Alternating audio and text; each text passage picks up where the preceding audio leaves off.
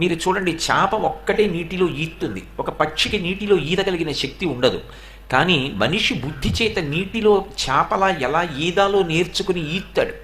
మనిషికి సహజంగా సముద్రాన్ని దాటగలిగిన శక్తి లేదు, కానీ తన బుద్ధి చేత ఒక ఓడ కనిపెట్టి ఓడలో కూర్చుని సముద్రం దాటుతాడు.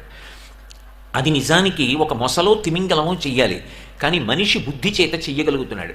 భగవంతుడు నిజానికి ఆకాశంలో ఎగరగలిగిన శక్తినిచ్చింది ఒక్క పక్షికి ఇచ్చాడు, కానీ మనుష్యుడు తనకున్న బుద్ధి చేత విమానాన్ని కనిపెట్టి ఆకాశంలో ప్రయాణం చేసి అత్యంత వేగంగా లక్ష్యాన్ని చేరుకుంటున్నాడు. నృత్యం చెయ్యగలిగినటువంటి శక్తి భగవంతుడు సహజంగా నెమలికి ఇచ్చాడు. అది కూడా వేసవికాలం వెళ్ళి మొట్టమొదట వర్షపు చినుకు పడగానే మగనెమలి సంతోషించి నర్తనం చేస్తుంది. కానీ నెమలి చేస్తున్న నృత్యాన్ని చూసి, గంధర్వులు చేసేటటువంటి నృత్యాన్ని చూసి భరతముని గంధర్వశాస్త్రాన్ని రచిస్తే నాట్యం చెయ్యగలిగినటువంటి ప్రజ్ఞ మనిషి పొందాడు. ఒక పాట పాడగలిగినటువంటి ప్రజ్ఞ కోయిలని చూసి నేర్చుకున్నాడు. మనిషి మిగిలిన ప్రాణుల్లో ఉన్నటువంటి గొప్ప గొప్ప విశేషాలు ఏముంటాయో వాటిని తాను తెలుసుకుని అనుష్ఠించి నేర్చుకుని ప్రదర్శించగలిగిన శక్తి పొందాడు. అంత గొప్ప ప్రజ్ఞ కలిగినది ఈ శరీరం. కానీ ఈ శరీరానికి ఒక లక్షణం ఉంటుంది. ఈ శరీరాన్ని మనుష్యుడు పోషించుకోవాలి.